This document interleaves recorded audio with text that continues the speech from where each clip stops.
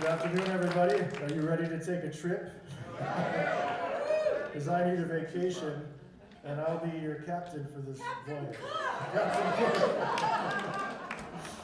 This voyage is going to take us, we're going to hear sea shanties, we're going to hear tropical tunes, we're also going to hear Arizona ghost stories and saloon songs. So it's going to be a very unusual concert, so I hope you stick with me the whole way through. Before we get on to before we debark, or disembark, what do you say? Embark before we, okay. I would like to first and foremost thank our sponsors, Greg and Deborah Byrne, for making this possible. Thank you so much.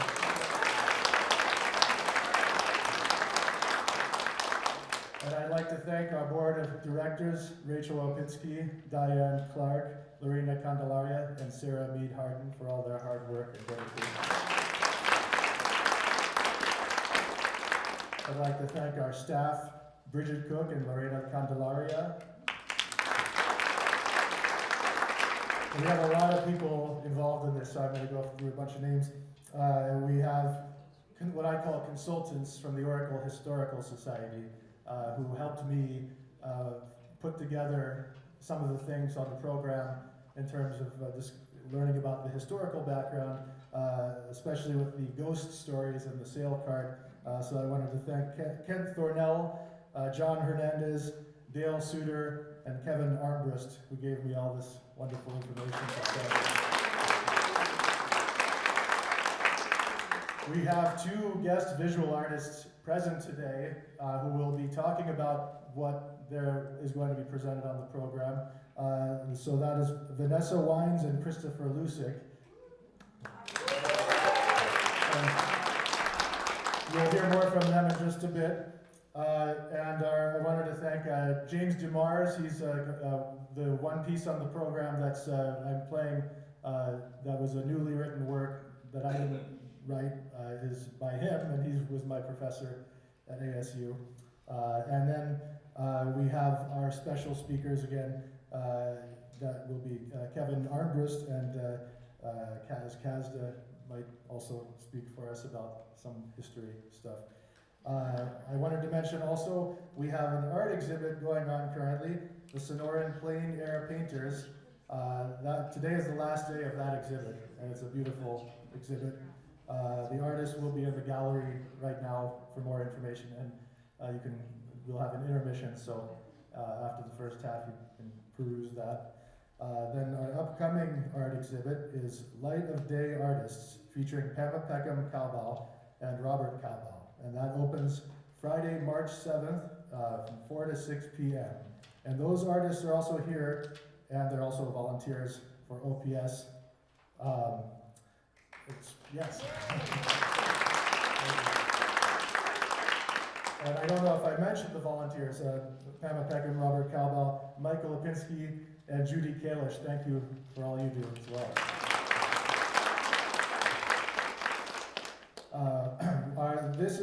After this concert, we only have 2 concerts left in the season. It's hard to believe that we're almost finishing an entire season. The next concert is March 30th at 3 p.m. That will feature the Lynn Linder Duo, and that will, there will be 3 events coinciding with that. So they're playing on the 30th, but on Saturday, March 29th, they're doing a master class here at 3 p.m. for local students, and then on Monday, March 31st, there will be an assembly at the Mammoth San Manuel PK-12 school that will be sorted out. And then Sunday, April 27th, we have Navajo flutist R. Carlos Nakai to close our season.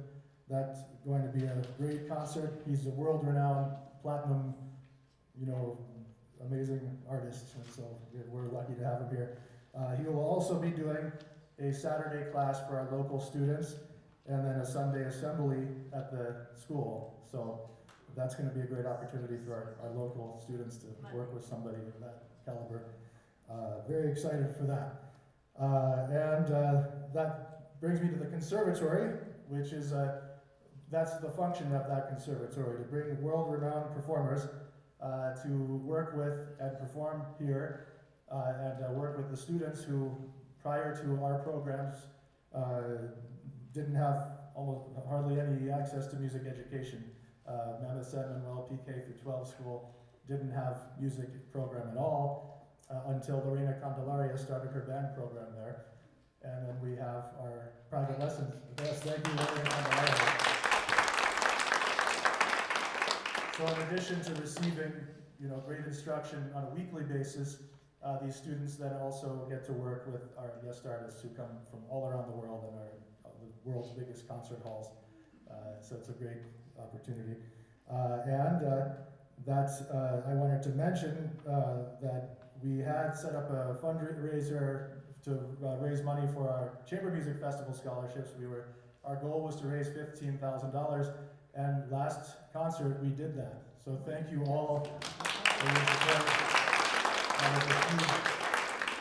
It's a huge accomplishment, and it really does go to a good cause because we support the students. We cover their expenses completely to attend our Chamber Music Festival, and that includes 5 nights of lodging, meals, instruction, performance. Everything is included in that. So we don't discriminate against people if they don't have money to attend our events.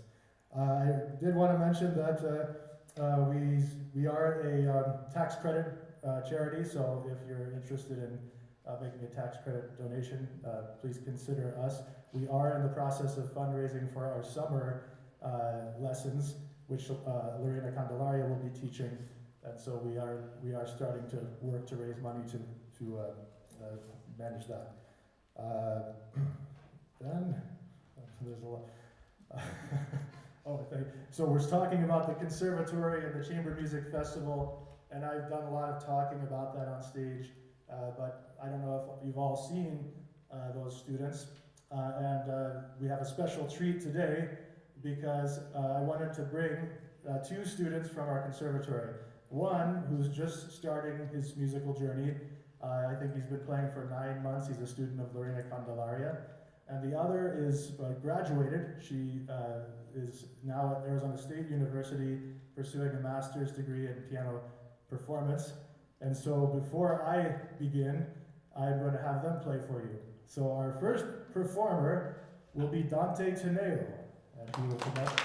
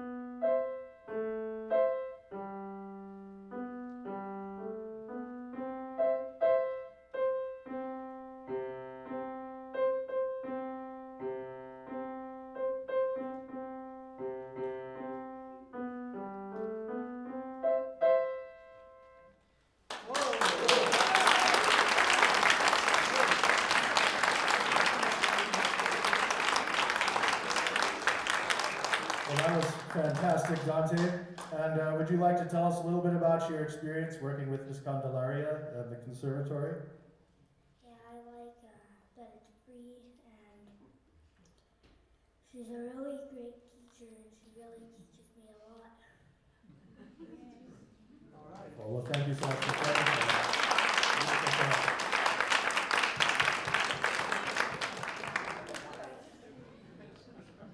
that was wonderful, Dante. Thank you so much. And next, we have a student who studied at the conservatory for several years in preparation for her master's auditions at Arizona State University. She also, by the way, was a high school student of mine long ago, at Arizona School for the Arts in Phoenix. But I'm honored to welcome to the stage to perform for us from Miroirs, Oiseau Triste, Hannah Viquesney.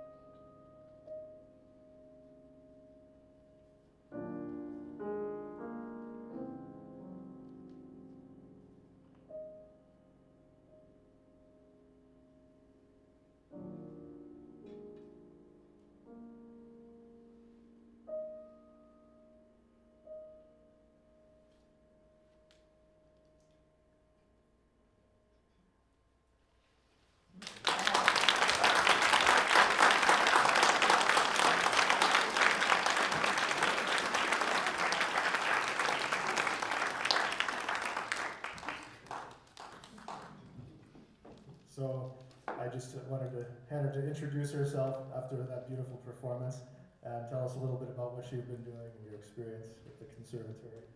So I'm Hannah Viquesney. I'm currently 25. I've been taking lessons with Dr. Cook for a while, if we're going back to high school. But when I finished my undergrad program, I moved back to Arizona, and I wanted to continue doing piano lessons. And I got in touch with Dr. Cook, and he was more than happy to take me on. And the conservatory honestly really helped me to be able to come up with the idea of pursuing a master's so I could save money to pursue that program because school is expensive.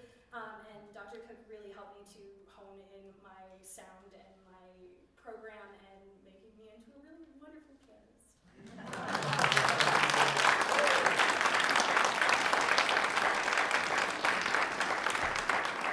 Thank you, Hannah. That was a beautiful performance. And now we're on to the trip. And so you've probably noticed there are a lot of pieces of artwork around and above. And these are the kind of the core of this program. This idea of connecting visual arts with music. By the way, we did a class yesterday, I forgot to mention, for our local students on the same topic, and Christoper Lucic and Vanessa Wines were there to lead that class as well. And I performed, and when I was performing, the students were drawing pictures that to kind of show what they put their thoughts on paper. And we have those on display in the gallery as well, the pictures that the students drew when they were listening. So these artworks on stage, these are Dancing Windows by Christoper Lucic, and it's a beautiful collection of works. And then we have up here the sale card, which I'm sure you've all seen in the center of town by the post office. Christoper Lucic is a treasure of Oracle, and he's here to talk more about his artwork and his contribution to Oracle in this particular program. So if Mr. Lucic could come up on stage and tell us a little bit.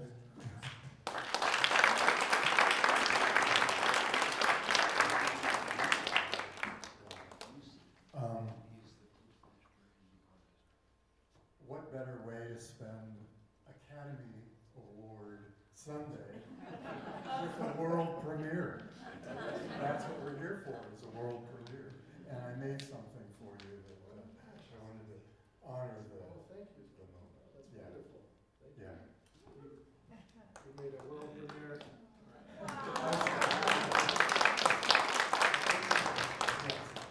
Thank you for everything you've done. Yeah. I wanted to talk about this past year. The sale cart is 10 years old this year. Wow. Yeah. And it's been a fantastic year for it. And right up to Dr. Cook being inspired by it to write music. Who would have guessed? Who would have guessed 10 years ago that could happen? And this year, it got groomed by 55 goats. So, it's on a roll. And I wanted to say my thanks to the community and certain people, particularly Kaz and Frank Pearson, who allowed me to place this sculpture on their land. Thank you so very much. It's just a perfect spot for it, and you've been so generous. So, and I understand that the property, you've donated it. Yes. Yes. And you'll tell us about that? Kevin will. Kevin will. And there is the other fellow who's done such amazing things for the sale cart this past year. He's really taken an interest in it when the Oracle Visitor Center closed down. I had a model in there I had made of the sculpture and on a platform with some of the history of the piece. And he took it on to bring it over to the Oracle Historical Society and made it part of Oracle's history. So, wow, big year for the sale cart. And then he made signs for it and put a trail that leads to it. So really appreciate that. Yeah. So thank you very much. Thank you so much, Christoper. And Kevin Armbrust has agreed to tell us a little bit more about the history of the sail cart and how it came about, because it was related to the Historical Society. And would you be willing to come up on stage and tell us a little bit about this sculpture? We'll give it a shot.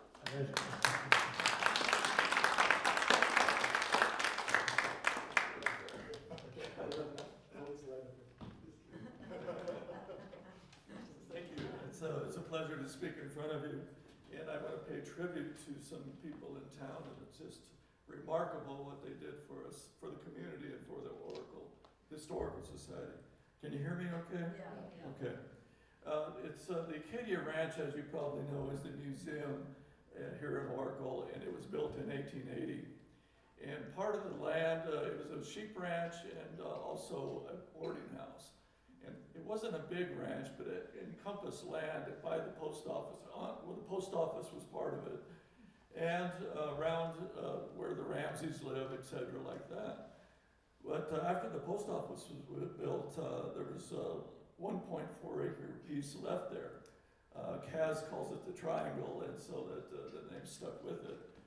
But what we were so happy about well, this land, the museum, was bought by the Ramseys, by the Oracle Historical Society in 1978.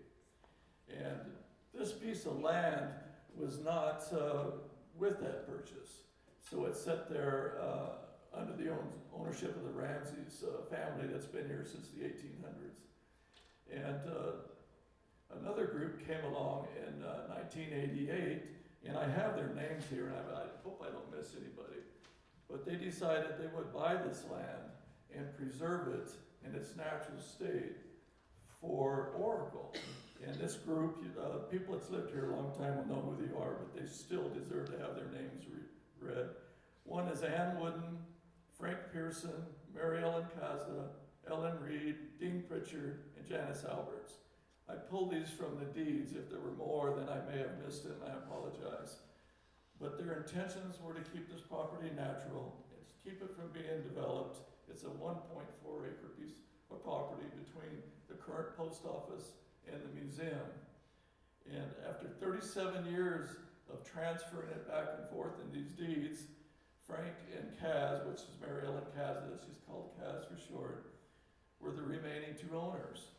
Well, this last year, they approached the museum and said they would like to donate this property to the museum to keep it in its natural historic state.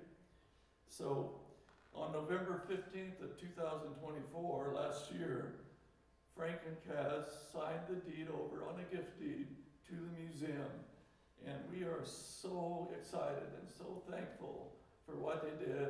And I would like for everyone to give them a big applause for this.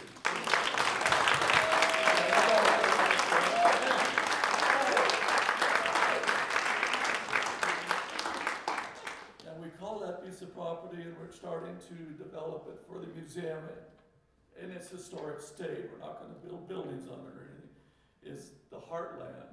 And it's called that because it's historic Acadia Ranch Triangle, H-A-R-T. And the triangle's in honor of Kaz, what she's called it all the time. And so it shall remain that way. But we put a lot of trails in there. If you have time to stop by there, it's open all day long, obviously. Hike the trails. We've got signs on some of the historic sites, like the Women's Memorial, the sail cart that Christoper built, and where the cottages were. There used to be 3 historic cottages on there, and they were removed in the 1960s, but all the foundations are still there, and we have a sign with a photograph of it, of what they used to look like. And we intend on putting more signs out there and more historical markers. Also, the natural vegetation has small signs. So if you're not from this area, or even if you are and you want to know what some of these plants are, you can walk around and read the signs and see what kind of plants that they are. And we We intend on keeping it this way. I don't know if we're gonna have to bring the goats back or not. But we're gonna try and keep it as well as we can. But hope you all get a chance to see it. And thank you again, Frank and Kaz.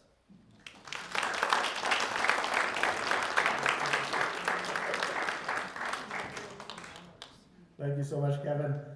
Kaz, did you want to say something? I think Yeah. I'd like to, yeah. I'm just gonna congratulate Kevin, who did a marvelous job. I hope I don't need a microphone. I don't need do I need a microphone? No. Okay. I'm Kaz, the one that Kevin was talking about. And the applause, thank you very much. The applause is actually for the list of names that Kevin read off. Because back in the 80s, it was a group of friends who got together and thought, this piece of land is the heart of Oracle. Because we got the post office and the Acadia Ranch Museum, and there are trails around. So we got together, pooled our money, and approached the Ramseys with a proposition to buy this. And the deal was, amongst us, that it was not for profit, it would not be developed, it would remain in a natural state, open to the public. And if anybody wanted out of this agreement, they would get the money that they put in. So through death, divorce, people moving away, shares were bought, and Frank and I ended up with it. Serendipity, but donating it to gifting it to the Historical Society is a full circle, because the land was part, as Kevin said, the land was part of the Acadia Ranch. And so it's back to the Acadia Ranch. And the sale card has come full circle as well. What Christoper didn't say is that this wasn't its original, the original intention was not for it to be at the Triangle, it was to be at the entrance of town, which would be fabulous, but that didn't work out. So when he asked us, can I put this wonderful thing on the Triangle, you bet. So I think it's come full circle as well. And the other structures that are on the land, and do hope you go there, because the guys at the Society have just done marvelous work in making really nice paths around. There is the Women's Monument, all volunteer labor. Daryl Klesch did that. There is a Ramada, which Oracle's friend Van Howell built, with a couple of picnic tables. There's a sweet gazebo with some dedications for Bruce McGrew, deceased, and Jim Huntington, deceased. There's also a billboard very close to this. Now, Frank and I still have control. We still own this billboard till death do us part. So that is not the Society's, that's ours. But it just, you know, that a group could get together and do this, it just, I'm so proud of that. And all volunteer labor, and it's great. And do go and visit, and thanks for being here.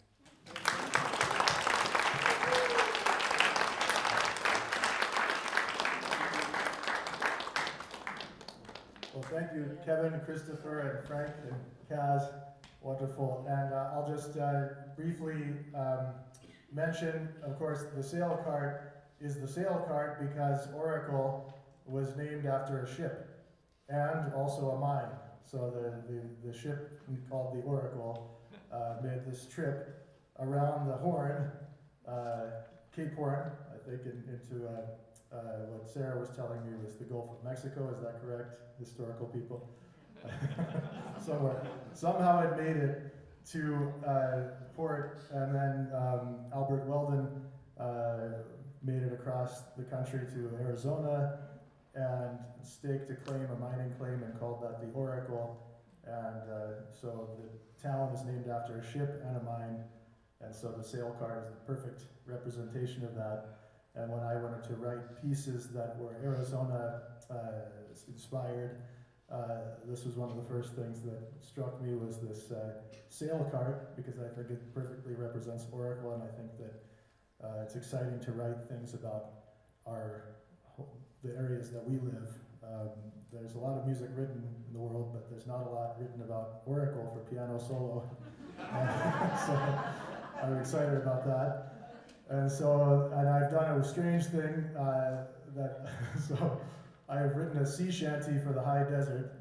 And a sea shanty is a type of song that sailors would sing when they were doing work on the ships. And so a lot of it's like the worker songs where the heave-ho kind of is integrated into the rhythm of the music. And so you might hear a little heave-ho going on. Also there's the opening has the introduction that I use. It comes from something that I wrote back in 2020, I think, or 2021, when we first locked down and had outdoor drive-in concerts. And so we were doing a full live season, but we were projecting our concerts on the back wall, and people were driving up and listening on their radios through FM transmitter. But I wrote this theatrical trailer for our first concert because it was music of Bernard Herrmann and old film score music. So that's part of this piece now. I use it kind of as the core of where the themes come from. But what's even stranger about this is that I am connecting a bunch of different island tunes. These are not things that I wrote, but that I just made simple arrangements of. They're not fancy, they're just made to represent kind of souvenirs of the places that piano has taken me. That happened to also be on the theoretical route of the Oracle. And so they appear in order of geography. The first place that we will visit after a brief prelude of the Oracle is Bermuda, and so I took a tune from Bermuda that is very popular there and made an arrangement. And then the second place we're going to visit is Cuba, which happens to be the next stop. And then the third place is Puerto Rico. And then after that, we are going on the full Shanty. And then we'll have intermission. And I have my first mate here who's going to help with the slides, Hannah Viquesney. And so I hope you enjoy this unusual performance.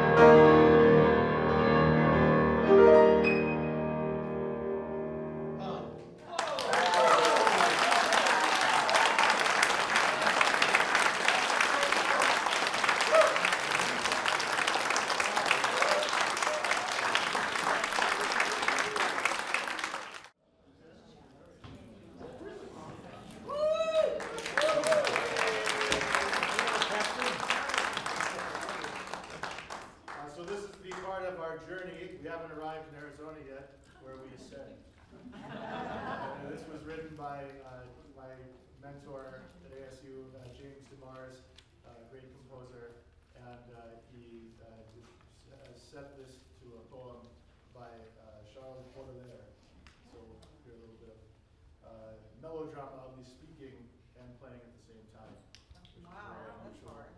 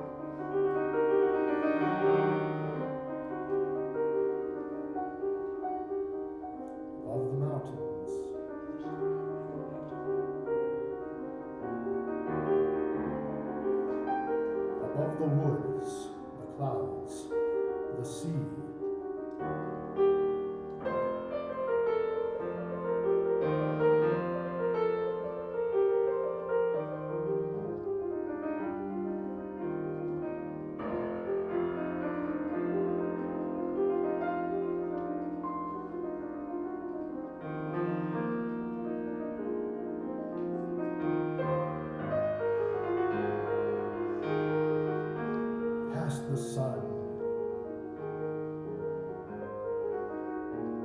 beyond the ether,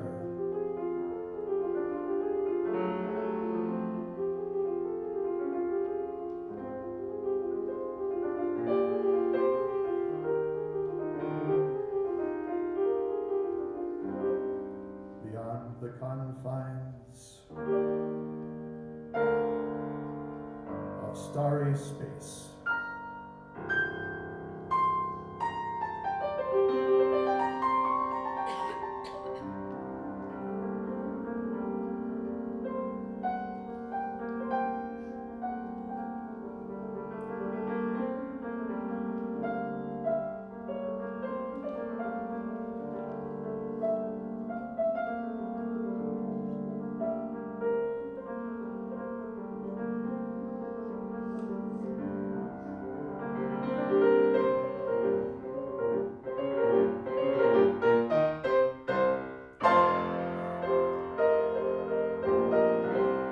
My spirit,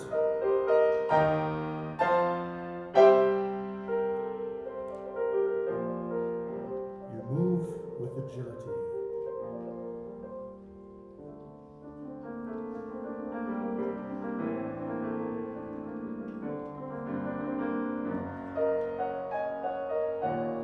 Like a good swimmer,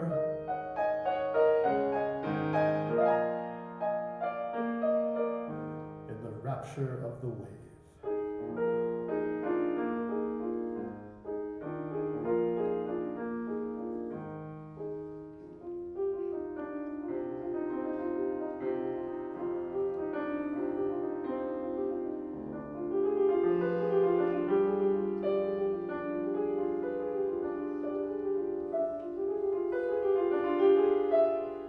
You wander in joy.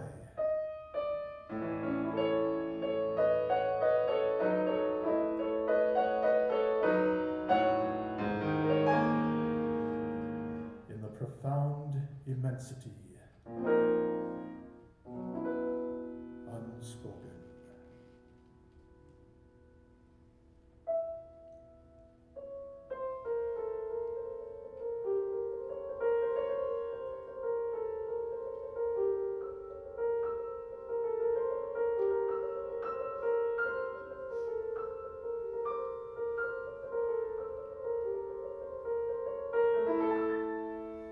In virile ecstasy.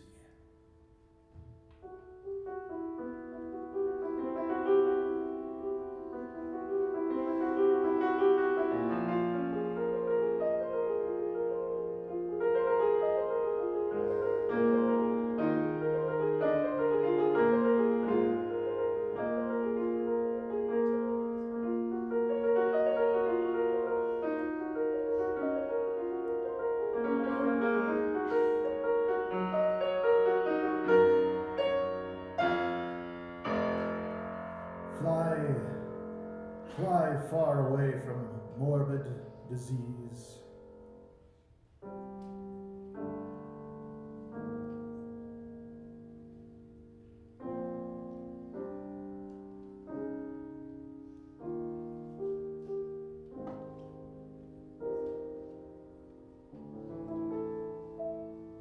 To purify in the superior air.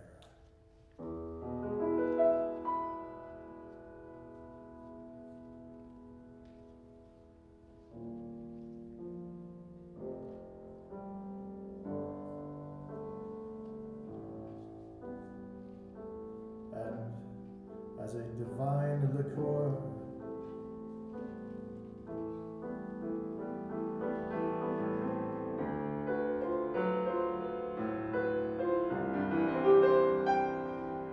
drink the fire that fills clear that lucid space.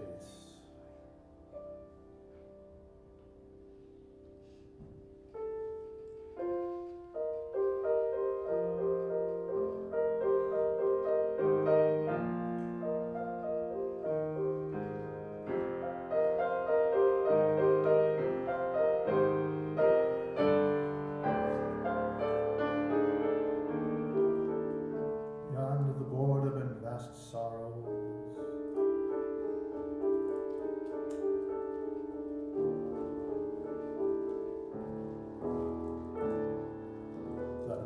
on this cloudy existence.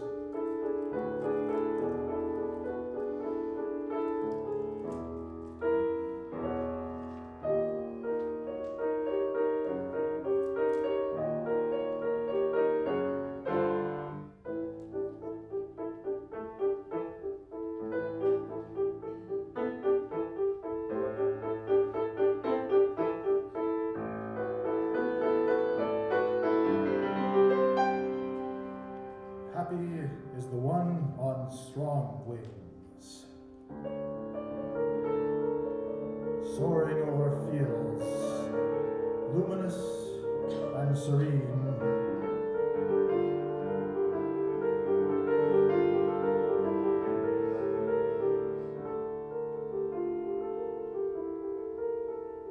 Happy is the one whose thoughts are larks into the morning sky.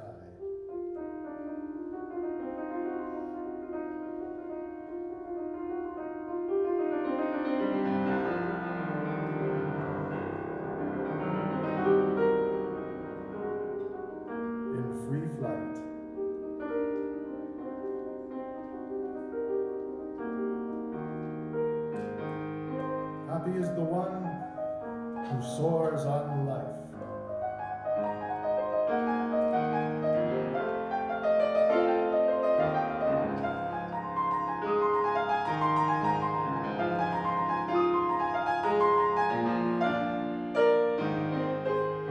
Knowing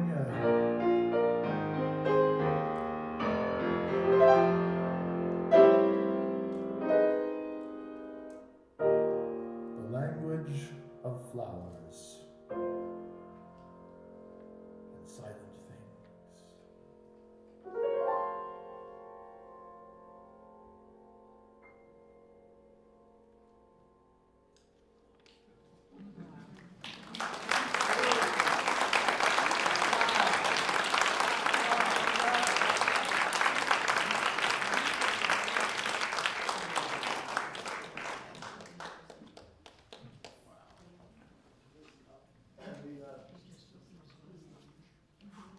This next piece is one of the few pieces that I could find about specifically Arizona. I mean, there are some, but this was a great old one. And it has kind of a feel of, I don't know, Roy Rogers' fairy tale western land. When I was living in Chicago, I was very homesick when it was freezing cold out. And so I would think about this sort of thing. And so this is an arrangement of an old record that I found on the internet. It's I think it was recorded in 1932 or something. But I've arranged it for piano solo and wanted it to sound kind of like a saloon song. So if you enjoy Silvery Arizona Moon.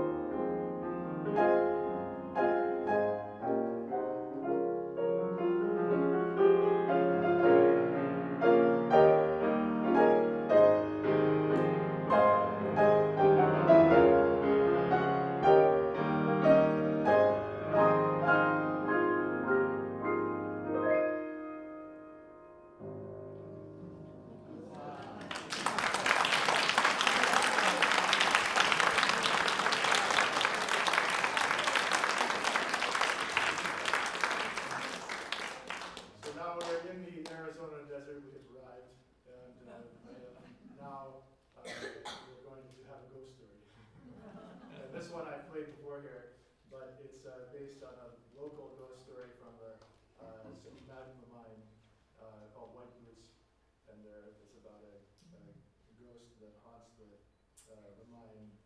There was a miner who was dismembered, and so his boots wander the mine now. I will.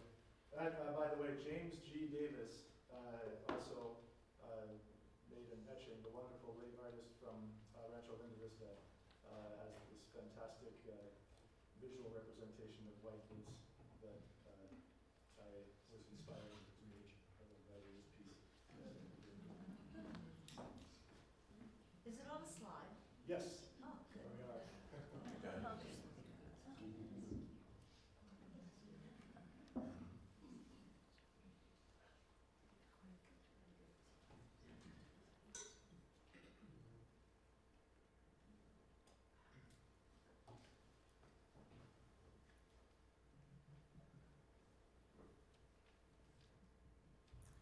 It's said by the miners that under the ground, faint spectral footsteps echo around.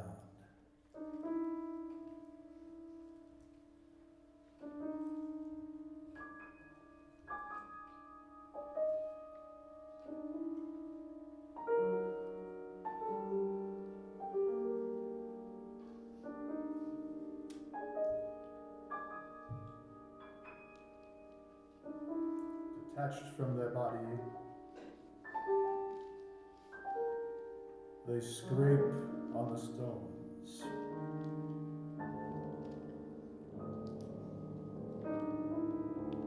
Condemned and despairing,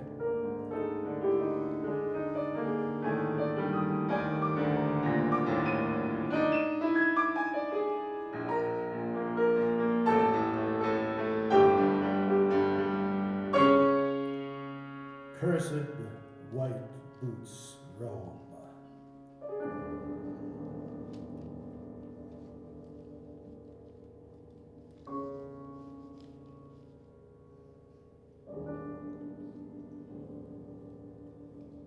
They came from a miner who worked underground.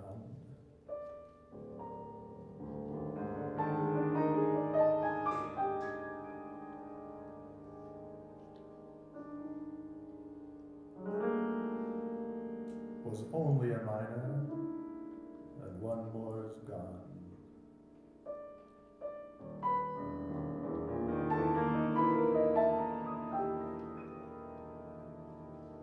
Descended from daylight one very last time, befell its sad mishap, his tomb's now the mine.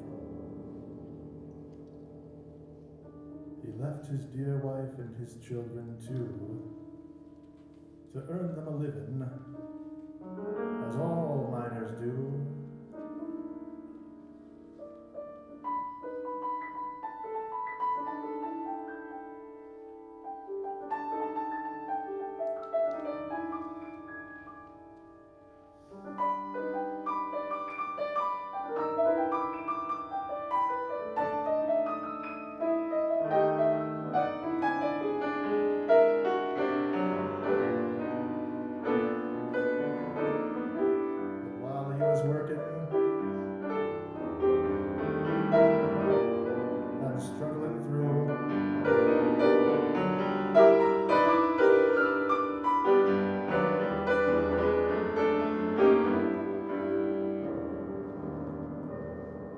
Train car came tumbling and tore him in two.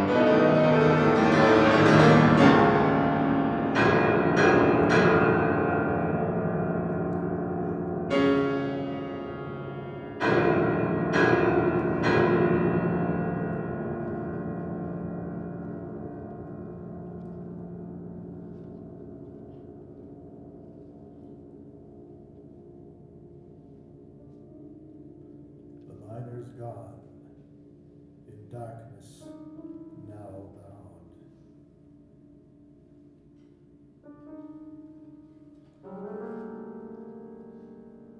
God be with the miner, though he won't be found.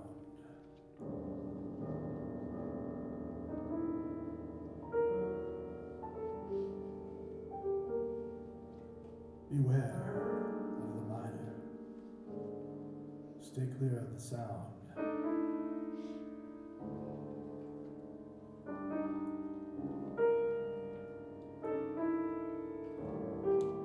Of white boots advancing, while down on the ground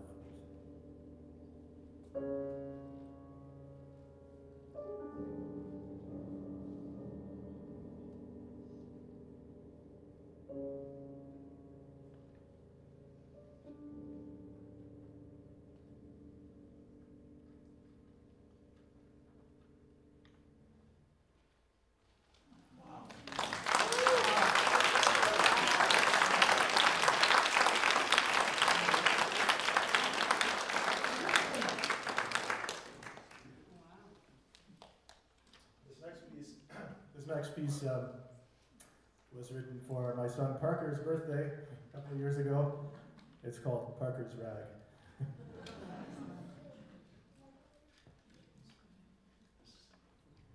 And I am writing a rag for Evander too, in case he's jealous. I just didn't get it ready for this one.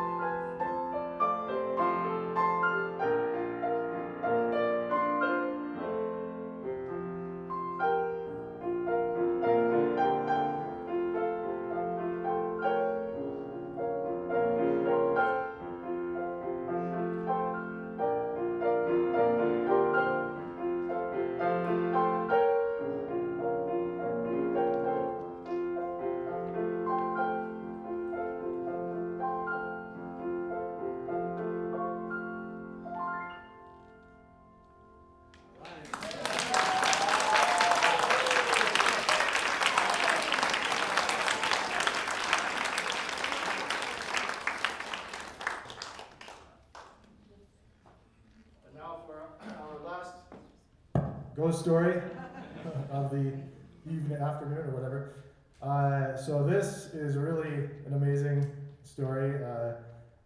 My great friend Vanessa Wines, who I went to high school with, and we had the same art teacher.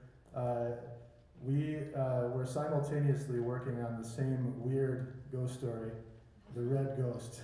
And I saw a post on Facebook or something with we're doing an exhibit of this work, and it just blew my mind because I was in the process of writing a piano piece based on the same story.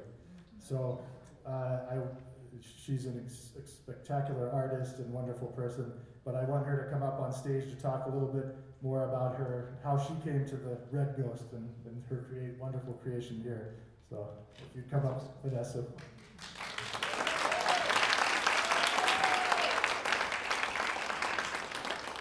Hello, I'm Vanessa Wines. I've been lucky enough to know Steve Cook for almost 25 years now, and the Opinskis as well. So thank you, Oracle. You guys have been so warm and welcoming. Thank you, Susan, for letting us stay your home. You guys are just the most incredible community.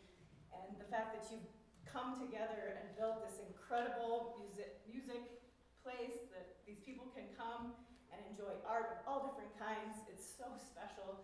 Keep it going for the next generation.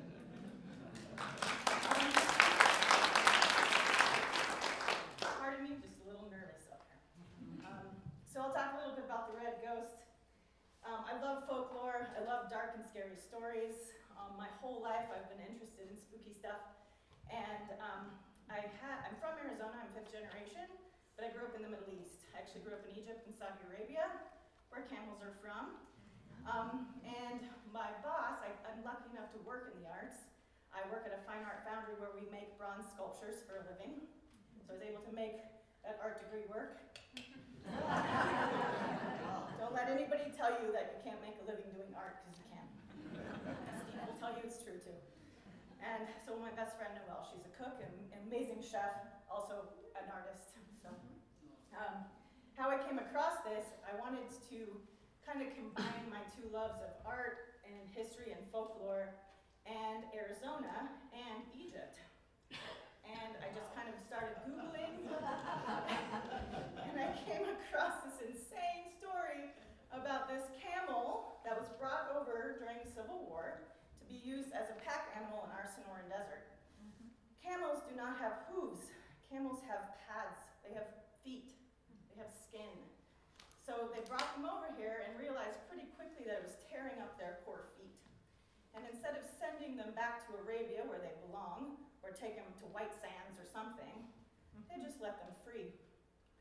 This was probably around the Blythe area. And this specific camel made it all the way up to the Superstition area, to the Phoenix area, and was terrorizing around. And at some point, and we don't know who he was or how he got there, but the dying man was attached to this camel, strapped to the poor guy. We don't know if he was shot on the camel or if they put him on the camel afterwards. And then this camel got away and was running around the Sonoran Desert in the Phoenix area with a dead guy on his back. You can imagine that the native folks, as well as the pioneers of the area, had never seen a camel before. They had no idea what this was, and he was terrorizing them because the poor thing had death literally on his back. And there's all these stories of pioneer women who are going to the wash to get water, and out of the brush, out of the chaparral, comes the Red Ghost, and unfortunately stomped one of them to death. You can see her little head under here if you want to come look. And the other woman was so scared she locked her and her children in the house and wouldn't come out. And then their two prospecting husbands came home and found her terrified in the house. Where's Sally? She's down by the river. I don't know. I heard screaming and I saw a red ghost. And they're like, okay, you're crazy. Typical. Don't listen to the women. They can't be telling you. So they go down and sure enough, they find her crushed to death in the wash. And there's tufts of red hair. And then, the cops come and they take it all down and it's a big mystery. And then a little while later, there's a couple miners who see who come in contact with this red ghost. And they tell it that they came in contact with him, they ran from him, he ran from them, and as they were running away, they heard a thump, and part of a dead guy fell off of his back. So now the red ghost is not just a red ghost, but now he has the devil on his back, or death on his back. Again, no one believes them. So this goes on, and there's multiple stories like this. And finally, and this is very sad, and this is a trigger warning. So be prepared. I was harassed by not telling everybody that this is a very sad part of the story. So there was a farmer out by the Superstition area who had been to the Middle East. I'm not sure if he had been for work or for what, but he had been. And he did know what a camel was. And one day he was looking out over his ranch, and he saw some ruckus going on in his cabbages. And he pulls out his gun and he looks down the scope and he sees that it's a camel eating his cabbages. And he shoots it, of course. And then him and his dude ranch guys go out there to check it out, and they find him. And it is the red ghost, and they can see that he had bones strapped to him. So all these insane stories about the red ghost with death on his back were actually true. And unfortunately, we do not know who the man was. They don't know how he was killed. There's different stories that he was shot with an arrow, they don't know. But bringing this all the way around, all folklore is usually based in historical fact. And the crazier the story is, more likely it is that it's true. The best part of the story for me, though, is that Steve and I were thinking of this insane story at the same time. And it's brought us back together. We haven't seen each other in some years, which is ludicrous because we live 2 miles away. But I just want to thank him so much for inviting me to be part of this and for getting to see him play the piano again, because my God, he's incredible. City of Oracle for being so welcoming. I've had such a beautiful time. Thank you so much.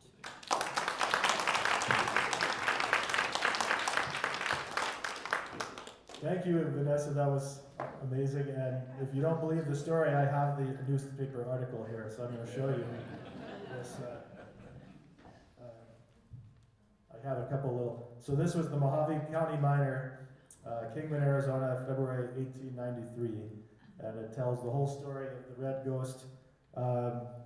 One of my favorite parts is where is it?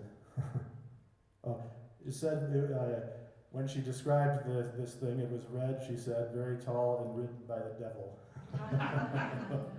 And there's another account, I mean, this is part of the same thing, but, oh yeah, the red, one person said that he saw this camel flying through the air over the Black River from one cliff to the other, half a mile, as easily as if the ground had been under his hooves instead of 400 feet below him.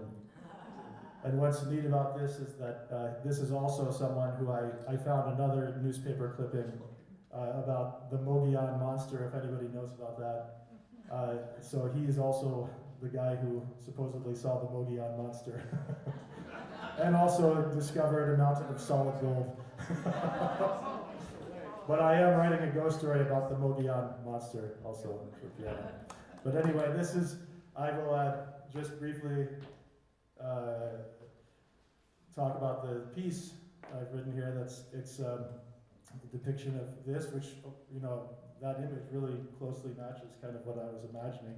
So it's really amazing that what you put together, Vanessa. But in this piece, for the music translation, I wanted it to sound like it was from the West, and so there are elements here that you might recognize from spaghetti western or saloon piano again. I also wanted to try to depict what I would imagine this camel would be, how his gait would be, and so it's kind of lopsided. The rhythm is lopsided in a way that makes it kind of difficult to play, actually. But so hopefully. And then there are certain aspects of rearing. You'll hear the camel rearing in certain places up on his hind legs, and then even depictions of tumbleweeds and things like that. So Hopefully I didn't write something too hard for me to play, but try to survive it. But this is the red ghost for piano, next to the red ghost for bronze.